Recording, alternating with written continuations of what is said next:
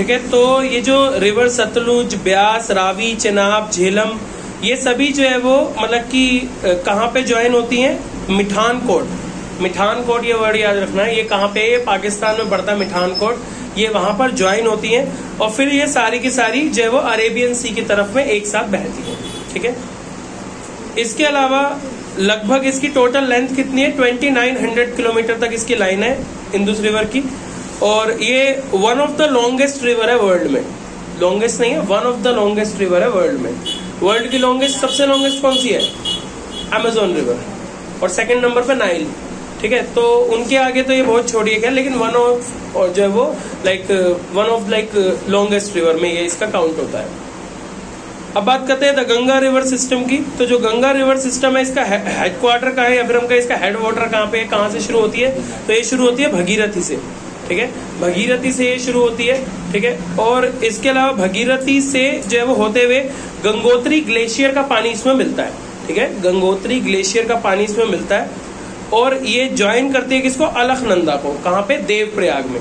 देवप्रयाग एक जगह का नाम है। ठीक है। जहाँ पे जो है वो ये ज्वाइन करती है किसको? अलकनंदा को। ठीक है। अलकनंदा एक और रिवर है जिसको ज्वाइन करती है गंगा। गंगा जो है वो अपनी ट्रिब्यूटरीज को बाद में मिलती है। कौन कौन से? घाघरा, गंडक, कोसी। ये किसकी ट्रिब्यूटरीज है? गंगा की ट्रिब्यूटरीज है।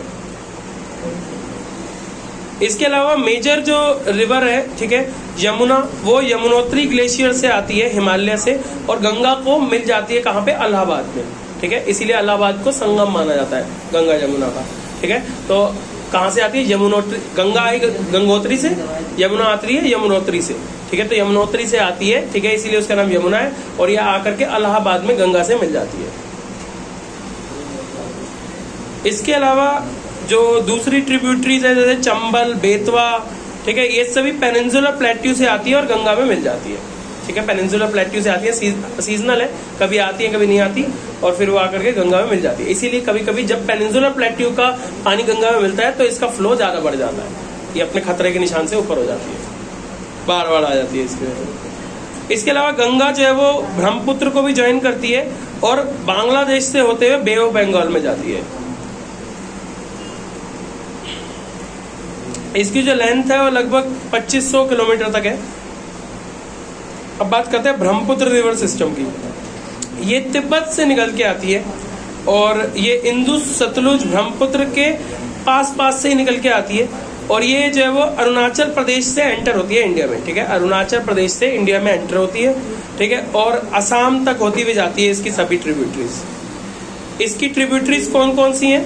दिबंग, लोहित और कैनुला, ये इसकी ट्रिब्यूटरीज है। इसके अलावा जो ब्रह्मपुत्र है, ये बेसिकली असम से कई सारे दूसरे रिवर्स के साथ में मिलती हुई आती है। अब बात करते हैं पेनिनसुलर रिवर्स की। ये अभी जो 3 पड़ी, ये हिमालयन रिवर्स थी। अब पेनिनसुलर रिवर्स की बात करते हैं। तो पेनिनसुलर रिवर्स कौन कौन सी हैं? महानंदी, गोदावरी, कृष्णा, कावेरी, तापी, ठीक है, नर्मदा, ये सभी क्या है? ये सभी जो है वो मतलब कि कौन सी रिवर्स है? ये सभी जो है वो पेनिनसुलर रिवर्स है। अब क्योंकि ये रेगुलर नहीं है, क्योंकि पेनिनसुलर रिवर रेगुलर नहीं होती, सीजनल होती है, डिपेंड करती है, तो इसीलिए इनको बसिन भी बोलते हैं। ठीक है। इनको बसिन बोलते हैं। सो द गोदावरी बसिन की बात करते हैं। तो गोदावरी शुरू कहाँ से होती है? ये शुरू होती है नासिक डिस्ट्रिक्ट से, महाराष्ट्र से। ठीक है। नासिक डिस्ट्रिक्ट महाराष्ट्र में है, वहां से इसकी शुरुआत होती है, और फिर उसके बाद में जो है वो ये आते हुए महाराष्ट्र के सभी पार्ट से होते हुए मध्य प्रदेश, उड़ीसा, आंध्र प्रदेश से होते हुए जो है वो बे ऑफ बंगाल में चली जाती है। कौन सी की बात करी? गोदावरी की। महानंदी की बात करते हैं। ये 860 किलोमीटर लॉन्ग रिवर है, छोटी रिवर है बाकियों की कंपैरिजन में, जो कि छत्तीसगढ़ से शुरू होते हुए उड़ीसा से निकलते निकलते फिर बे ऑफ बंगाल में मिल जाती है। ठीक है। इसके अलावा कृष्णा बसिन की बात करते हैं। ये 1400 किलोमीटर की रिवर है, जो कि महाबलेश्वर से शुरू होती है। महाबलेश्वर कहाँ पे? ये लोनावला और पुणे के पास पड़ता है, बेसिकली मुंबई और पुणे के बीच में पड़ता है महाबलेश्वर। वहां से शुरू होती है और बे ऑफ बंगाल में जाती है। नर्मदा बसिन की बात करें तो ये नर्मदा जो है वो मतलब कि मध्य प्रदेश से होती हुई आती है। ठीक है। और फिर उसके बाद में मतलब कि पूरे भारत का भ्रमण करते हुए फिर जाकर के बे ऑफ बंगाल में मिल जाती है। तापी बसिन की बात करें तो ये मध्य प्रदेश से शुरू होती है, ठीक है, और फिर मध्य प्रदेश, गुजरात, महाराष्ट्र को कवर करते हुए फिर जो है वो साबरमती मही रिवर के साथ में जाकर के मिल जाती है। साबरमती है ना गुजरात में, उसके साथ जाके मिल जाती है। कावेरी बसिन की बात करते हैं तो इसकी जो शुरुआत होती है कावेरी बसिन की, वो शुरू होती है ब्रह्मगिरी से, ठीक है, और फिर ये बे ऑफ बंगाल में जाकर के मिल जाती है। अब बात करते हैं लेक्स की, तो रिवर्स की पूरी बात हो गई, अब लेक्स की बात करते हैं। तो ज्यादातर जो लेक्स है वो परमानेंट है, लेकिन इनमें पानी सिर्फ कब आता है, रेनी सीजन के टाइम पे, बाकी टाइम पे, बाकी ईयर में ये सूखी रहती है। ज्यादातर जो लेक्स है वो किसका रिजल्ट है, ग्लेशियर एक्शन का रिजल्ट है। ज्यादातर जो लेक्स है वो इसलिए बनी है क्योंकि ग्लेशियर्स का पानी पिघलता है और वो आकर के किसी लो लाइंग एरिया में जाके इकट्ठा हो जाता है। लो लाइंग एरिया का मतलब क्या है, पानी जैसे कोई पे गड्ढा है बहुत बड़ा, वहां पे जाके इकट्ठा हो जाता है और वहां पे क्या बन जाता है, लेक बन जाता है।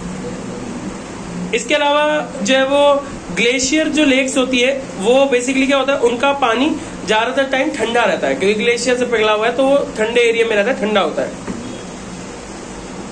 इसके अलावा क्या है, नेचुरल लेक्स के अलावा आजकल आर्टिफिशियल लेक्स भी बनाए जा रहे हैं। जैसे आप मेट्रो वॉक जाकर के देखो तो मेट्रो वॉक में जो तालाब है वो एक लेक ही तो है, तो वो क्या है, वो आर्टिफिशियल ही तो है, बनाया ही तो है किसी ने, है ना, तो ऐसे बनाया तो नहीं है। अब रोल क्या है रिवर्स का इकोनॉमी में, ठीक है, हमारी रिवर्स का काम क्या है इकोनॉमी के अंदर। सबसे पहले तो रिवर्स जो है वो नेचुरल सोर्स ऑफ वाटर है, तो वाटर का नेचुरल सोर्स है, नेचुरली पानी प्रोवाइड करती है हमारे को रिवर। इसके अलावा जो सेटलमेंट है रिवर बैंक के आसपास, वहां पर सिटीज बसती है। आप देखो कोई भी रिवर होती है ना, उसके आसपास या तो खेत होते हैं जहाँ पे खेती हो जाती है, इसीलिए क्योंकि रिवर के आसपास का एरिया उपजाऊ होता है, ठीक है, रिवर के आसपास का जो एरिया वो प्रोडक्टिव होता है, फर्टाइल होता है, ठीक है, और साथ ही में वहां पे आसपास शहर बसे होते हैं, ठीक है, क्योंकि पानी की कमी नहीं है कोई रिवर के आसपास। इसके अलावा रिवर का जो पानी है वो इरिगेशन के लिए, नेविगेशन के लिए, बिजली बनाने के लिए, ये सब काम के लिए यूज होता है। रिवर पॉल्यूशन की बात करते हैं, लास्ट टॉपिक। रिवर पॉल्यूशन की बात करें तो जो क्वालिटी ऑफ रिवर है वो खराब होती चली जा रही है पिछले कुछ सालों से, ठीक है, रिवर की जो क्वालिटी है वो खराब होती चली जा रही है। उसके मेन जो लॉजिक है वो ये है कि रिवर के अंदर जो है वो लोग अपनी गाय भैंसों को चरा रहे हैं, ठीक है, धोबी कपड़े धो रहे हैं, ठीक है, हम लोग भी नहा रहे हैं उसके अंदर, हम जो है वो अपने जो जलाने के बाद में जो ऐश होता है, जो राख होती है, मतलब वो उसमें डाल रहे हैं। कई लोग तो पूरी पूरी बॉडी डाल देते हैं उसके अंदर, तो इस तरीके से जो है वो कर रहे हैं जिसकी वजह से पोल्यूशन हो रहा है। इसके अलावा क्या है, सीवेज का पानी जाकर के मिल रहा है रिवर्स के अंदर। सीवेज का पानी का मतलब क्या है, जो ये ये नालों का पानी जो है वो जाकर के रिवर्स में मिल रहा है, उसको गंदा कर रहा है। इसके अलावा क्या है, इसके अलावा जो है वो गवर्नमेंट बहुत सारे एक्शन प्लान बनाती है, ठीक है, रिवर्स को क्लीन करने के लिए, लेकिन फिर भी वो उतने इफेक्टिव नहीं होते क्योंकि इनकी लेंथ बहुत ज्यादा होती है और पोल्यूशन करने वाले उससे भी ज्यादा, ठीक है। तो ये था आपका चैप्टर, खत्म हो गया। कुछ पूछना हो